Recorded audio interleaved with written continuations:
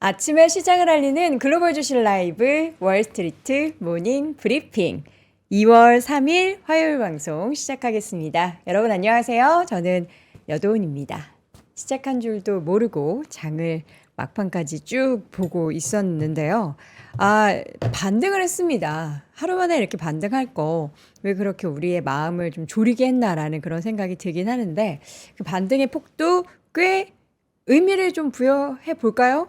다우가 1%, 나스닥이 0.5%, S&P 500이 0.5% 올랐는데 저는 무엇보다 물론 이제 엔비디아의 주가는 좀 막판 들어서면서 더 많이 빠지긴 했지만 마이크론 테크놀로지가 5% 그리고 샌디스크가 또 10% 넘는 급등을 보였고요. 저는 무엇보다 애플의 주가가 4% 넘게 오른 부분들이 조금은 이제는 뭔가 기대해도 되나? 그 20주년 아이폰 혹은 최근에 또 맥미니가 엄청난 인기를 끌고 있다라는 거 지난번에 한번 말씀을 드렸었는데 그 영향도 있는 것 같고 또 월가에서 목표가를 상향 조정하는 부분도 시장에서는 이제 드디어 애플을 조금씩 봐주는 게 아닌가라는 생각이 듭니다. 자, 그리고요, 아마존과 또 구글 등의 종목들도 상승세를 보였는데, 반면 테슬라와 메타, 그러니까 M7 중에서도 3대 7, 3대 7이 아니고 3대 4로 7개 종목 가운데서도 약간 엇갈린 모습들이 보였는데요. 저는 또 컨슈머 쪽에서 월마트, 코스트코의 주가가 큰 폭에 오른 것도 좀 한번 의미를 부여해 보겠습니다. 자, 시장 이야기 궁금하시죠? 잠시 후 이어지는 월가 뉴스레터 우리 글로벌 시황맨 박명성님과 함께 체크해 보도록 하겠고요. 오늘 글로벌 인터뷰는 LS증권 신중호 리서치 센터장과 함께 시장을 또 이야기 나눠보도록 하겠습니다. 저는 이제 신중호 센터장님 참 오랜만에 뵙는 건데 어떤 지금 뷰를 가지고 계신지 자세하게 들어보도록 하겠습니다. 자, 그리고 여러분들이 가장 궁금해하시는 또 미국 현지에서는 어떤 이야기들을 또 하고 있는지 궁금하시죠? GIN을 통해서 들어보시죠.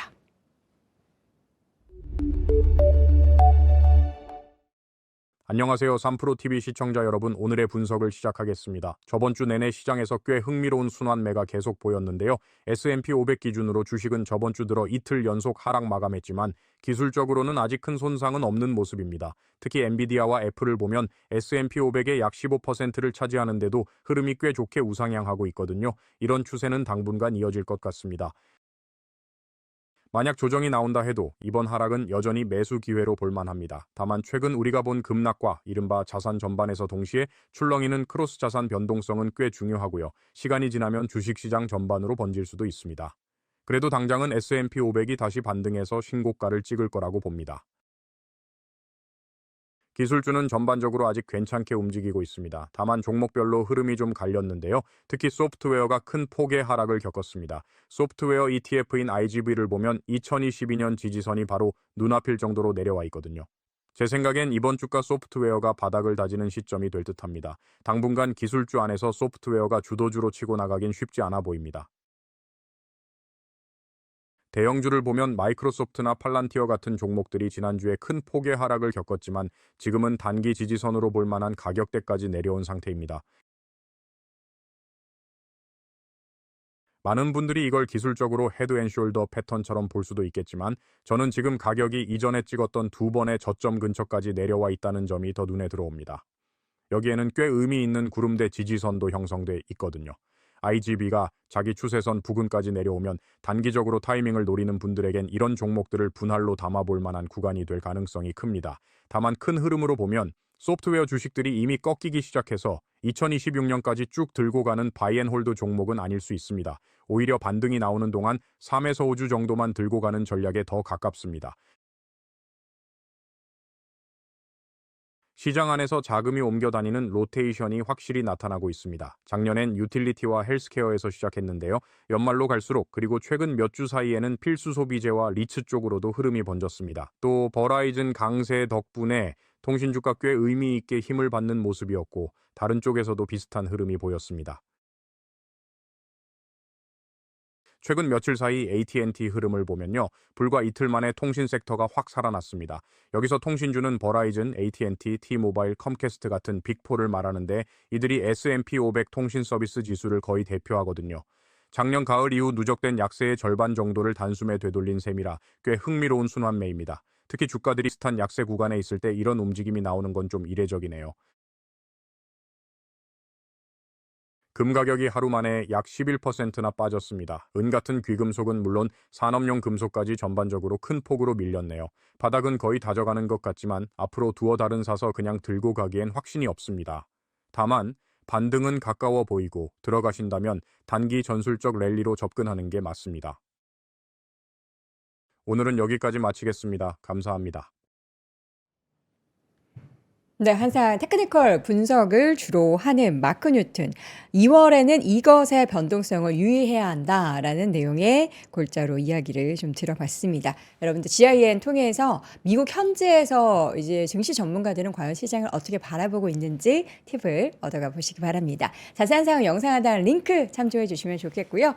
이어서 월간 뉴스레터 확인해 보도록 하죠. 글로벌 시황맨 박명성님 함께 할게요. 어서 오세요. 네, 안녕하세요. 네, 반갑습니다. 반갑습니다.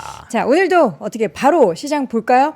네. 어제, 오늘은 좀 남았던 진정했어요. 어제 남았던 우리 30장 있어. 오늘은 좀 제가 진정해서 어저께 다 못 들어가지고 지금 시청자분들이 아쉽다고 난리예요. 제가 너무 과했죠.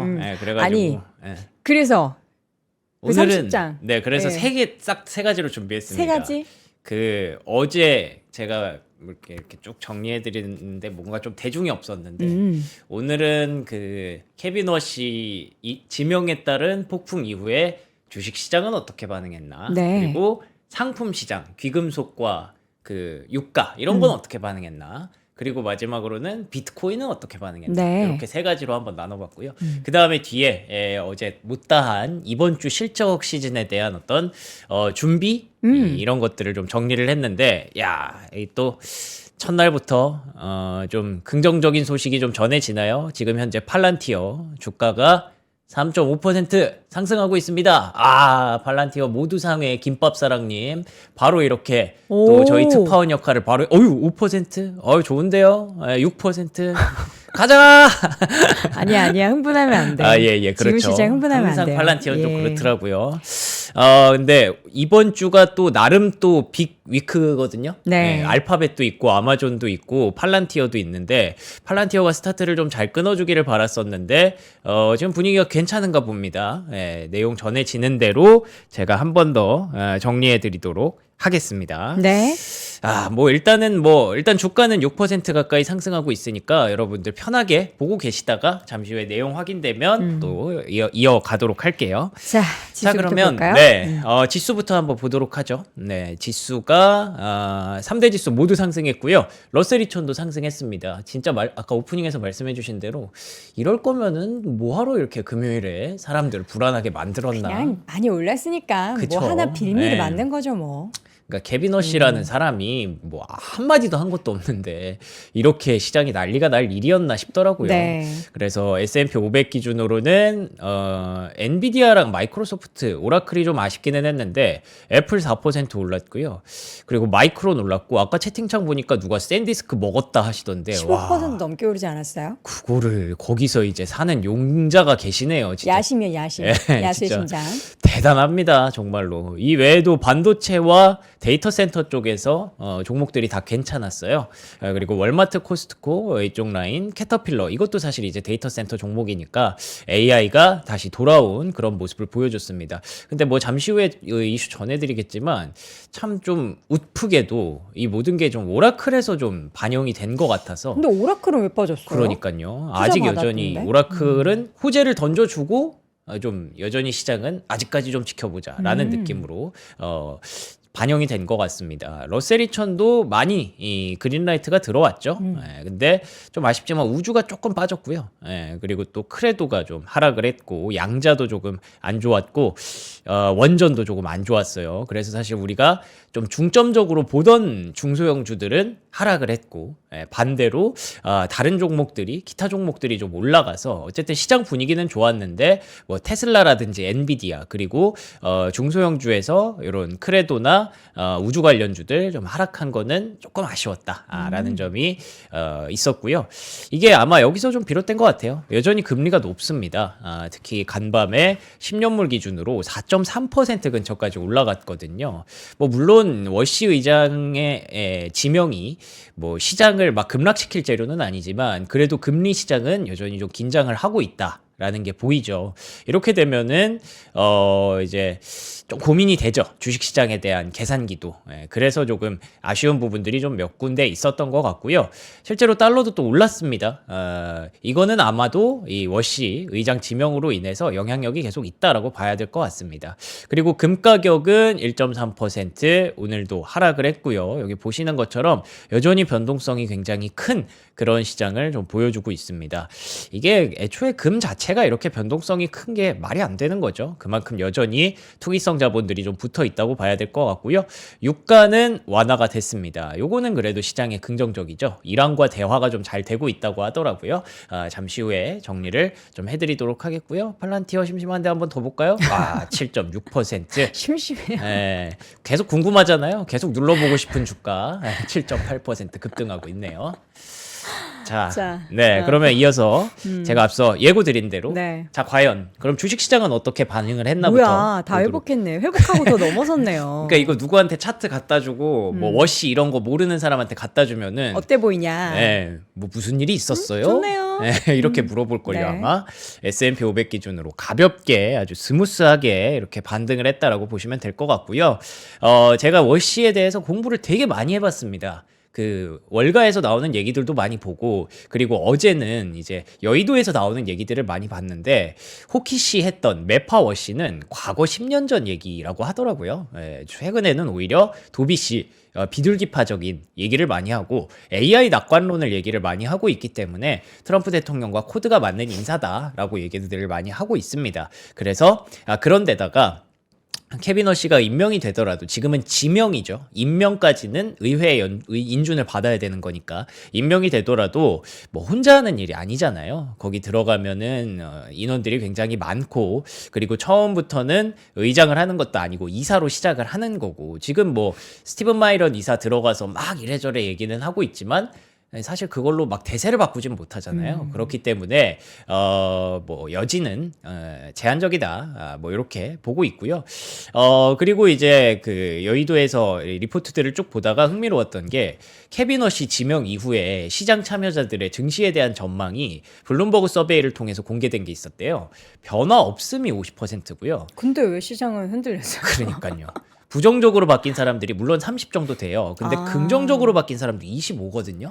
그럼 더하기 빼기 그럼 거의 의미 육. 없는 거예요. 예, 거의 의미 없는 거고, 연준 독립성 우려도 뭐 크게 지금 심화될 수 있었는데 워시 지명으로 인해서 그런 걸 좀 막았다라는 평가들이 나오고 있잖아요. 그러니까요. 그러면 주식시장이 왜 이렇게 반응을 했냐?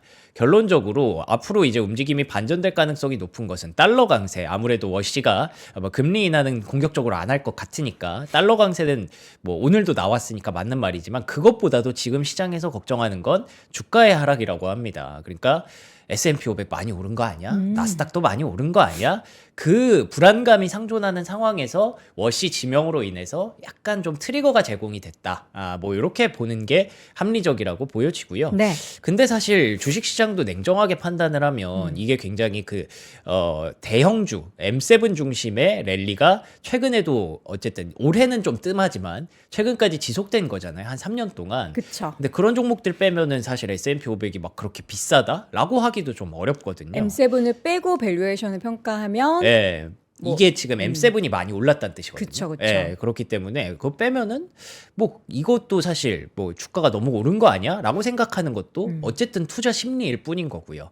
그렇기 때문에 구체적인 지표상으로는 뱅크 오브 아메리카에서 여전히 S&P 500도 한 10%는 올라갈 여력이 있다라고 현재 보고 있기 때문에, 결국 중요한 건 지금 투자자들의 심리가 조금 어지러울 뿐이지, 그 어지러운 심리를 건드렸을 뿐이지 달라진 것은 아무것도 없다라는 뜻이었습니다. 그래서 주식시장에 한해서만큼은 지금은 숏치면 계속 이렇게 그 비중이 계속 낮아지고 있다고 하더라고요. 숏치는 거는 별로 아직까지는 좋은 선택이 아니다라는 관점이 지금 뭐 중론이고요.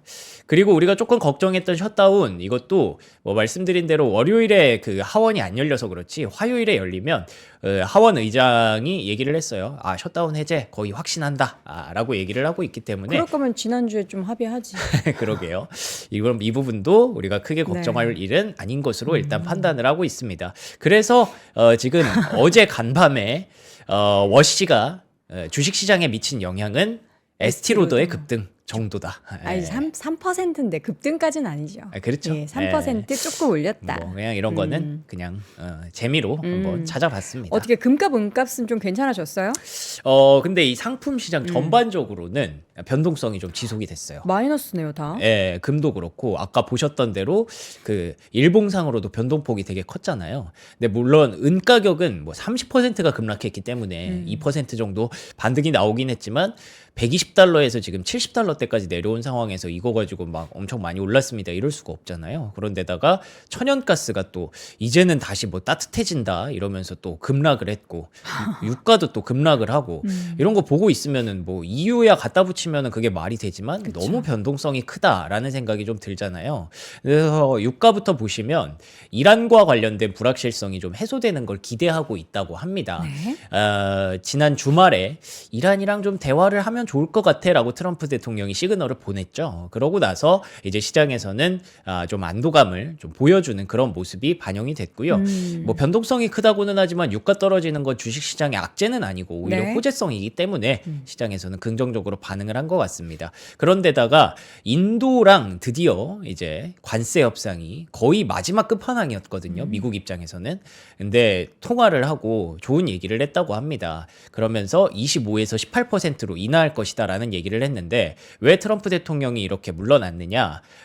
그래도 긍정적인 거 하나 얻었어요. 뭐냐면 러시아산 석유 구매를 중단하고 미국과 베네수엘라로부터 더 많이 구매하기로 동의했다.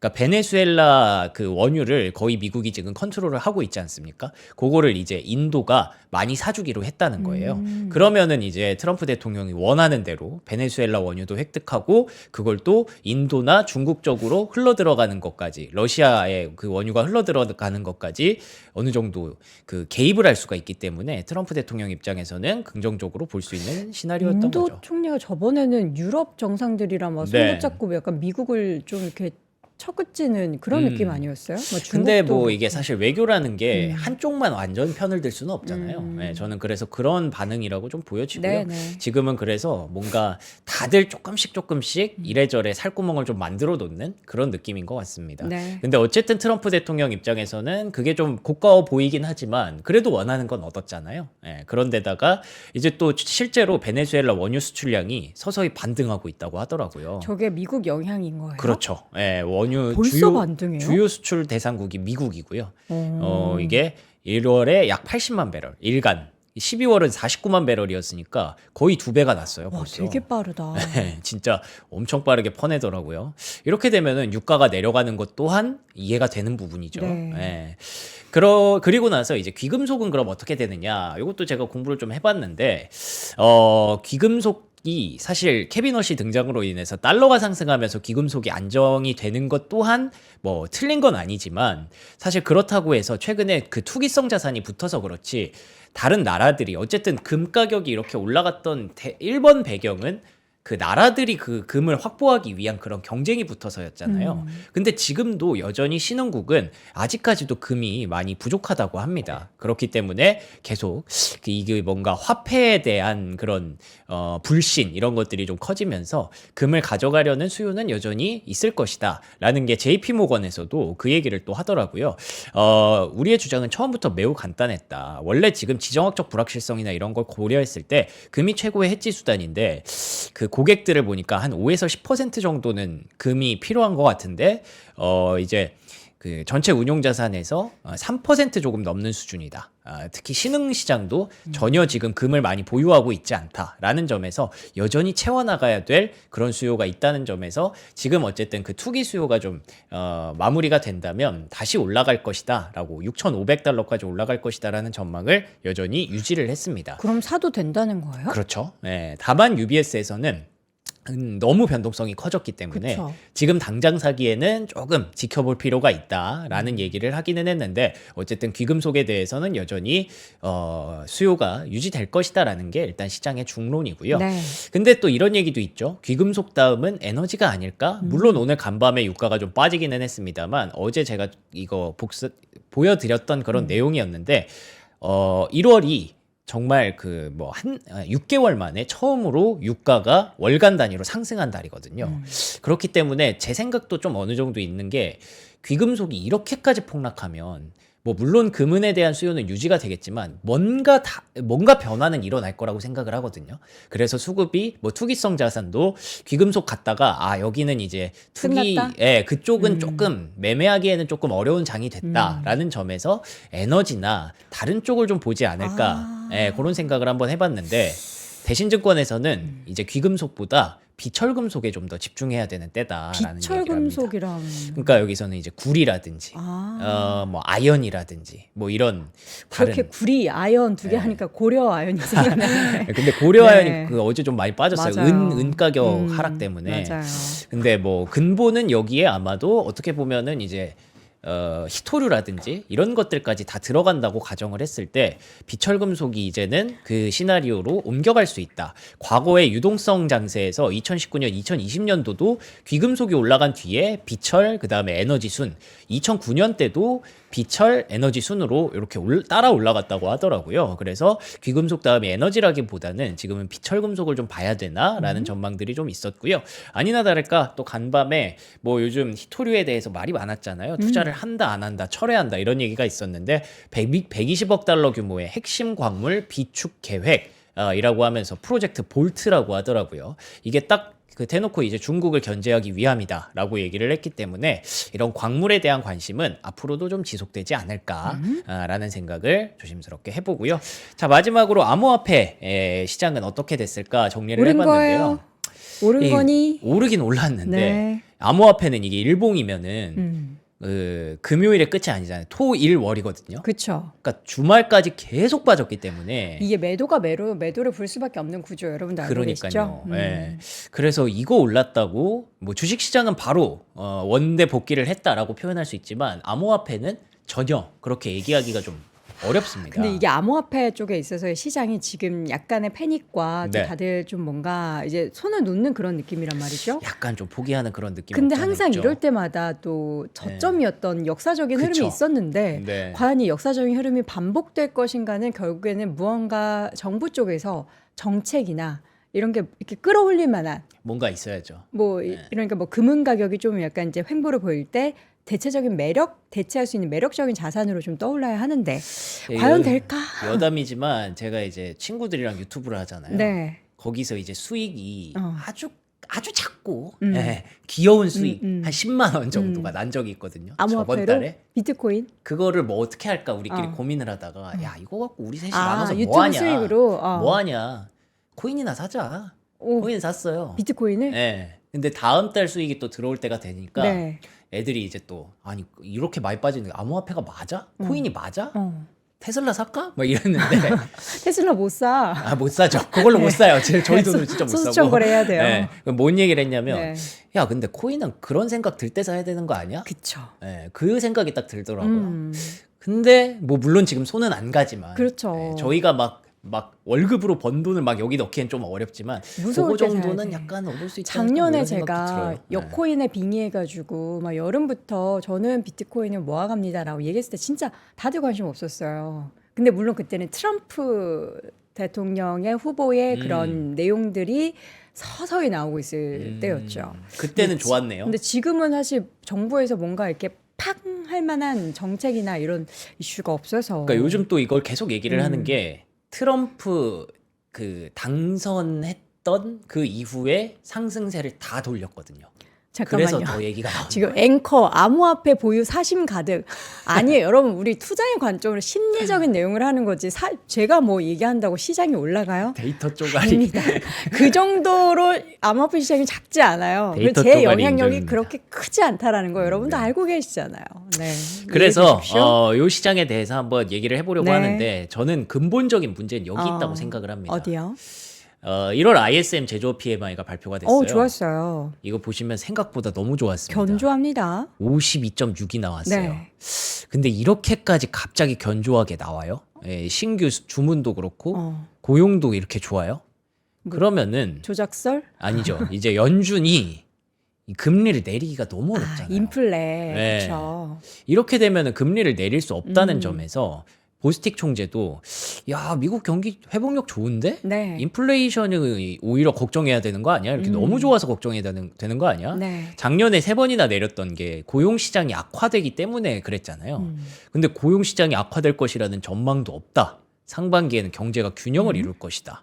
PMI도 좋고 GDP도 잘 나오고 네. 이러면은 금리를 내리기가 어렵기 때문에 아까 보여드렸던 것처럼 4.3%까지 국채금리가 또 올라가는 거에 대해서 거기서 유동성 랠리밖에 없는 펀더멘털이 없는 비트코인이 올라갈 만한 내러티브가 형성되기가 좀 어렵다라고 저는 보여져요. 그래요. 예. 그래서 그게 좀 아쉬운 것 같고. 그래서 정책적으로 뒷받침이 돼야 되는데 지금 뭐 트럼프 대통령의 지지율도 막 왔다 갔다 한다고 하고 그러니까 말이 잘 안 통하는 거죠, 시장에.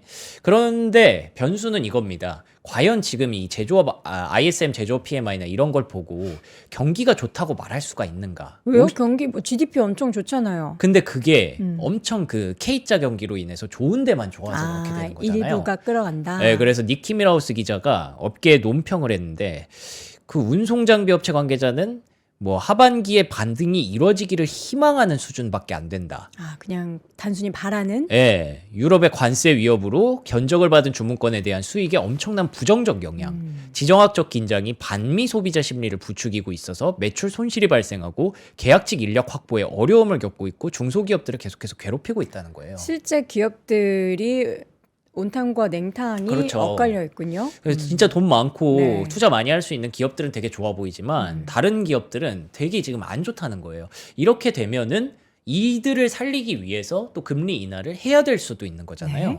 그렇게 되면은 또 이제 그 돈이 뭐 암호화폐 시장으로 갈 수도 있을까? 이런 고민들이 되는 상황이라서 계속 어쨌든 바닥은 잡고 있지만 또 그렇다고 막 올라가기도 어려운 그런 상황인데 스트래티지가 여기서 또 칼을 뽑았습니다. 어떻게 해요? 샀어요. 뭘 사요? 스트래티지 평단까지 왔다 그랬잖아요. 그거 샀네. 돈이 있어요? 855개를 또 샀어요. 855개? 네. 그러면은 855, 뭐 얼마야? 1억 2천 정도 하니까 얼마야? 계산이 안 되네. 뭐 거의 1,000억 하겠죠? 그 돈이 어디서 났대? 와, 진짜 대단합니다. 끝까지 가야죠. 그러니까 이렇게 되면은 또 그 막 급락은 안 하겠죠? 그렇기 때문에 뭐 하방? 하방 지지는 좀 마련을 한 것 같은데 이거 좀 어떻게 근데 대응을 해야 될지 저기에서 어렵습니다. 마이크로 스트래티지가 포기하면 작은 애들도 파산되고 이게 그렇죠. 끝이잖아요. 지금 그 좀 아슬아슬한 줄다리기가 좀 이어지고 있다 그쵸. 정도로 우리가 봐야 되지 않을까 싶어서 비트코인 가격은 좀 볼게요. 계속. 네, 여러분들도 계속 네. 쫓아가서 보시면 될 것 같고요. 자, 오라클이 자금 조달 계획 발표했는데 주가는 하락했어요. 그러니까 사실 500억 달러의 자금 조달 계획을 발표했다는 거는 이게 뭐 반 잘라가지고 뭐 250억 달러는 뭐 어디에서 받아오고 200억 달러는 뭐 어떻게 처리를 하고 막 이런 것들 계획을 발표를 했어요. 근데 어쨌든 돈 없다는 뜻이고 자금 조달하겠다라는 뜻이기 때문에 사실 이러면은 시장에서는 불안할 수 있네라고 볼 수 있는 거잖아요. 그래서 오라클 주가는 좀 빠지기는 했지만 구겐하임이라는 곳에서는 투자자와 신용평가사에 대해서 굉장히 강력한 메시지를 던졌다. 우리 어쨌든 자금 조달해서 데이터 센터 사업 계속 할 수 있어요. AI 사업 계속 할 수 있어요. 라는 거를 어필을 했다라는 거거든요. 그렇기 때문에 구겐하임에서는 여기 보시는 것처럼 목표가를 400달러까지 잡았어요. 164달러짜리인데 400달러까지 잡으면서 이게 스트롱리 포지티브 아주 강력한 긍정적인 그런 시그널을 좀 줬거든요. 엄청난. 네, 거의 탑픽이라고까지 의견이네요. 얘기를 네. 했어요. 강력하게 밀었어요. 근데 뭐 물론 지금 당장 주가는 못 가죠. 아직 돈이 없다는 거니까. 그런데다가 피치가 요 그 500억 달러의 그 자금 조달 얘기를 듣고도 이 정도면은 오라클 신용등급 여전히 유지해도 괜찮을 것 같아라고 얘기를 했습니다. 그 배경으로 뭐 지금 당장은 안 되지만 앞으로 컴퓨팅 투자 그리고 매출 증가하면서 2027, 2028 회계연도에는 레버리지 비율이 분명히 감소할 거다. 이게 시간이 필요할 뿐이지 오라클이 2028년도까지 뭐 망하지는 않을 거 아니에요. 그렇게 되면 기다려 볼 만하다라는 점에서 긍정적인 시그널을 좀 줬습니다. 네. 저는 그래서 오라클이 약간 좀 총대 메고 어쨌든 데이터 센터는 여전히 앞으로도 지어질 것이며 AI는 버블이 아니다라는 걸 조금 입증했다고 봐요. 그런 점에서 데이터 센터 관련주 하면 떠오르는 거 두 가지죠. 첫 번째는 메모리 반도체, 마이크론 테크놀로지 올랐고요. 두 번째는 광섬유. 코닝. 그래서 데이터 센터를 막 공격적으로 짓진 못해도 네. 계속 그 효율성에 대한 고민은 해야 된다라는 점에서 코닝이 또 올라왔습니다. 그래서 샌디스크, 야 화려하게 예, 고점을 또 14% 그러니까 급등. 어제가 기회였던 거죠. 예. 뭐 이렇게 되면 오늘 또 하이닉스 또 올라가겠죠. 제발. 예. 웨스턴 디지털도 이렇게 또 급등을 했습니다. 바로 반대. 예. 그리고 반도체가 거의 다 올랐어요. TSMC도 3.5%. 인텔도 딜해만다면서요. 인텔도 뭐 다 할 수 있죠. 할 수 있는데 이제 AI 쪽으로 과연 어느 정도까지 뒷받침이 될 것이냐에 대한 고민이었는데 뭐 어쨌든 계속 파운드리도 수주를 조금씩 하려고 하는 것 같고 네. 그러니까 내러티브로 일단 가는 그런 종목이라고 봐야 될 것 같아요. 그리고 또 앞서 말씀드렸던 광섬유와 관련해서는 루멘텀 신고가 경신했고요. 코이어런트 역시나 신고가를 경신했기 때문에 메모리 반도체와 광섬유는 계속 우상향 곡선 타고 있습니다. 네. 그리고 최근에 실적 발표했던 캐터필러 또 GE 버노바 역시나 긍정적인 모습을 보여줬기 때문에 AI 데이터 센터가 화려하게 돌아왔다라고 표현해도 부족하지 않을 것 같고요. 엔비디아만 좀 아쉬웠죠. 어제 전해드렸던 그 오픈 AI 투자를 뭐 1,000억 달러를 한다더라. 아니 한다고 했잖아요. 근데 1,000억 달러에 대해서는 말을 아꼈잖아요. 금액은 명확하게 얘기 네. 안 했어도 그 부분 때문에 뭐 1,000억 좀 달러가 아니면 시장은 실망이에요. 트집을 잡더라고요. 그러니까 엔비디아 같은 기업이 막 금액을 정확하게 그렇게 말하지 않는 것 자체가 불확실하다. 예. 엔비디아는 뭔가 책임이 좀 큰 기업이다. 그렇죠. 뭐 그러니까 이렇게 더 얘기를 얘기하기가 조금 힘들 텐데. 예, 뭐 그래서 사실 약간 좀 트집을 잡혔는데 네. 예, 조금 아쉬운 그런 엔비디아의 주가가 됐고요. 디즈니. 실적주 한번 보도록 하겠습니다. 디즈니 다 예, 초록불이에요? 초록불인데 이게 아까 제조업 PMI 얘기할 때 네. 뭐 반미 감정 막 이런 얘기 했잖아요. 네. 그거를 디즈니 CFO가 그 컨퍼런스 콜에서 얘기를 했어요. 배경에 대해서는 얘기 안 했지만 미국으로 들어오는 관광객이 줄어드는 게 디즈니에게 제일 큰 고민이다. 그게 반미 때문이에요? 그냥 그걸 너무 얘기 안 했어요. 얘기 안 달러가 했는데. 높아서 못 가는 거 아니에요? 아, 그것도 있겠죠. 어. 근데 그걸 얘기 안 했는데 그 일부 언론들에서는 뭐 트럼프 그 이민 정책으로 인해서 그 미국으로 들어가는 입국자들이 점점 줄어들고 있다. 그래서 디즈니가 안 된다. 디즈니랜드에 에이, 안 가서. 예. 핑계. 그래서 디즈니 너무 비싸. 그거를 근데 CFO가 딱 우리 조금 걱정돼요라고 얘기를 했으면은 그 좀 심각한 네, 그쵸. 상황이다. 월가에서 그렇게 분석을 했다거나 언론이 그렇게 받은 게 아니라 CFO가 그렇게 얘기를 했으면은 그거는 주가가 좀 떨어질만 했죠. 예, 그래서 그게 조금 아쉬웠다라고 하는데 사실 그것보다 중요한 건 이번 주는 팔란티어부터 시작해서 알파벳, 아마존 이런 기업들이 실적을 발표하잖아요. 뭐 AMD도 있고 AMD도 실적 발표 오늘 내일입니다. 마감? 예. 내일이군요. 내일 이 시간에 보게 수요일. 될 거고요. 아까 보여드렸던 그 루멘텀도 내일 이 시간에 볼 수 화이자도 있고, 있고. 릴리, 노보노디스크, 코이어런트 요것도 이제 광섬유 기업이고요. 퀄컴. 스트레티지 아이랜도 있습니다. 아이랜. 네, 아이랜도 또 많은 분들이 관심 있게 보시는 아마존, 거고 블룸에너지 레디. 또 에스티로더도 있네요. 네, 뭐 이렇게 에스티로더. 있는데 마이크로소프트가 지금 알파벳과 아마존과 같은 기업이잖아요. 네네. 그러니까 클라우드 사업을 하는 기업인데 네. 지금 이게 주봉이거든요. 그 지난주에 실적 발표하고 주요 지지선을 이탈할 정도의 우려를 좀 낳고 있어요. 그래서 이것 때문에 혹시 그 아마존이랑 알파벳도 같이 좀 실적 발표하고 안 좋은 거 아닐까 걱정하실 수도 있는데 근데 그때 보여드렸던 대로 그 예전은 조금 성장세가 좀 꺾였던 게 중요했잖아요. 1%포인트가 줄어들었었죠. 근데 AWS랑 구글 클라우드는 오히려 최근에 AI 모멘텀 받아서 성장하고 있는 그런 상황이거든요. AWS는 막 성장한다고 보긴 어렵죠. 왜냐하면 애초에 제일 크니까. 네. 예, 근데 그럼에도 불구하고 이게 좀 잘 나오면 긍정적으로 나오면 마이크로소프트와는 좀 다른 결과를 보여줄 수도 있는 거거든요. 그래서 알파벳과 아마존은 지금 이미 기대감을 반영하면서 주가가 올라가고 있고요. 어제 제가 좀 아쉽다고 얘기를 했던 게 요 프로젝트 진이거든요. 요게 보시면은 나노 바나나를 워낙에 잘 만들어서 그리고 또 제미나이를 워낙에 잘 만들어서 했더니 이 약간 그 내가 원하는 대로 텍스트만 이렇게 입력을 하면 여기 그래서 뭐 알파인 뭐 숲에다가 뭐 시바이누 그러니까 시바견이 뛰어다니는 모습을 발음 잘해. 시바인을. 시바견입니다. 예. 네, 욕한 거 아니고요. 이 시바견. 그랬더니 이렇게 이런 시바견의 영상을 만들어줘요. 뒷모습. 네. 네. 이게 그냥 얘가 진짜 이렇게 기어다녀요. 뛰어다니고. 그러니까 저런 영상이라고 해야 되나요? 네, 저거를? 애니메이션을 이렇게 가동을 시켜주는 거예요. 오. 구동을 시켜주고 이게 실제로 이렇게 화면으로 이렇게 볼 수 있다라는 거고 이거를 레빗으로 바꾸죠? 그럼 네. 핑크 벌룬 레빗 얘가 막 이렇게 뛰어다녀. 막 벌룬 사이에서 뛰어다니는 게 이렇게 나와요. 네. 이랬더니 이제 게임주가 급락을 했습니다. 그 게임 회사들은 자기네들이 이제 설 자리가 네. 없어지는 거니까. 게임 엔진이 사실 이걸로 다 대체되는 것이 아니냐. 아, 구글이 예. 잘해. 그러니까요. 나노바나나를 워낙에 잘 해놨더니 사실 이런 나는 것까지도. 나노바나나는 약간 네. 좀 아쉬운 부분들이 있었거든요. 아, 그래요? 그러니까 자꾸 내 얼굴을 바꿔. 음. 마음에 안 들어 봐요. 아, 그건 나노바나나가. 그렇죠. 예, 예. 자꾸 얼굴을 바꿔서 조금 마음에 다른 완전한 새로운 이미지는 너무 잘 만든다. 이거 영상을 혹시 궁금하신 분들은 유튜브 가서 찾아보시면 될 것 음. 같은데 어제 또 어떤 분이 저한테 DM까지 주셨어요. 프로젝트 친이 저도 내일 발표하려고 했었는데 발표하려고 예, 본인도 했다고요? 어떤 그 거기서 발표할 자료였대요. 아, 진짜요? 예, 얘기해 주실 것 같아서 되게 반가웠다고. 아, 진짜? 예. DM까지? 예. 와, 그래서 네. 되게 재밌었는데 알겠습니다. 많은 분들이 관심이 진짜 많구나 싶었거든요. 네. 예, 근데 어쨌든 게임주가 급락을 한 상황에서 모건 스탠리의 또 분석이 나왔는데 네. 이게 게임 그 엔진 기업들이 두 가지 길이 걸릴 것 같다. 기존의 유니티나 로블록스 스튜디오와 통합을 하거나 네. 아니면은 진짜 저쪽으로 가버리거나 지니3로 가버리거나인데 아직까지는 첫 번째 시나리오 같이 좀 쓸 가능성이 높아 보이기 때문에 지금 단기 급락은 뭐 불가피하지만 충격적인 일이지만 일단은 좀 더 두고 보자라는 아니, 뭐 반응인 것 그 같아요. 플랫폼을 사용해서 그렇죠. 더 빨리 다양한 게임을 또 개발할 수 연계가 있는 또 거죠. 되겠죠. 예, 근데 어쨌든 할 일은 좀 줄어들 수 있기 네네. 때문에 예, 그런 반응이 좀 나왔습니다.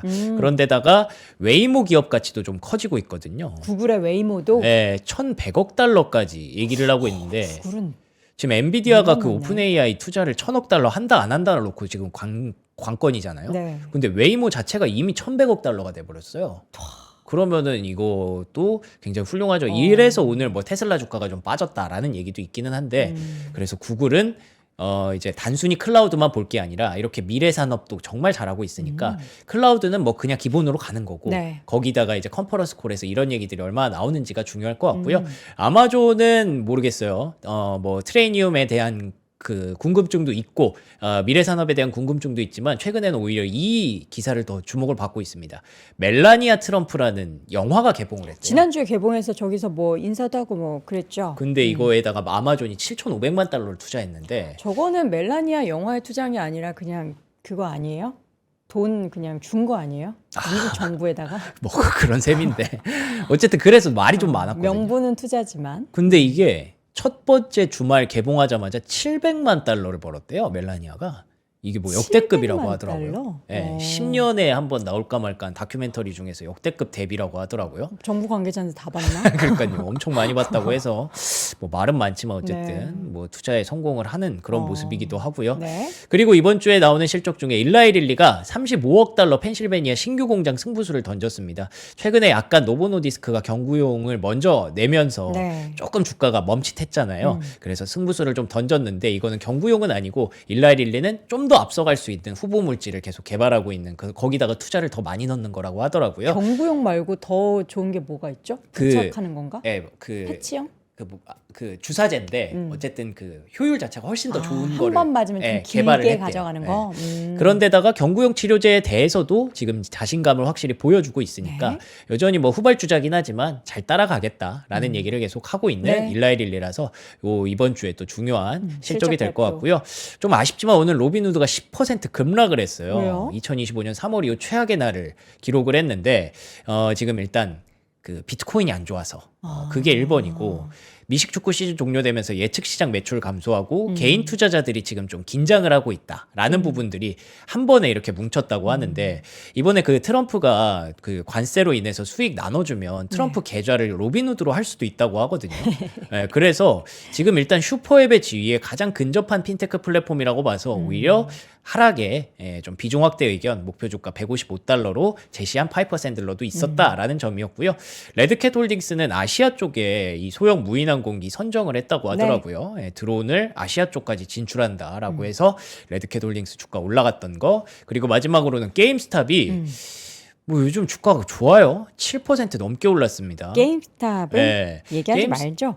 안 하려고 했는데 아니, 근데 이거 투자 목표가 우리 시청자분 또 하실 것 같은데. 1,000억 달러까지 대규모 M&A를 추진해서 뭔가 뭘로? 하겠다라는 얘기가 있어요. 뭐를 M&A 한대요? 어떤 기업을 뭐 한다 이 뭐 이런 소비재 얘기는 없어요? 기업들을 자기가 좀 사들여서 소비재요? 예. 그런 거를 하겠대요.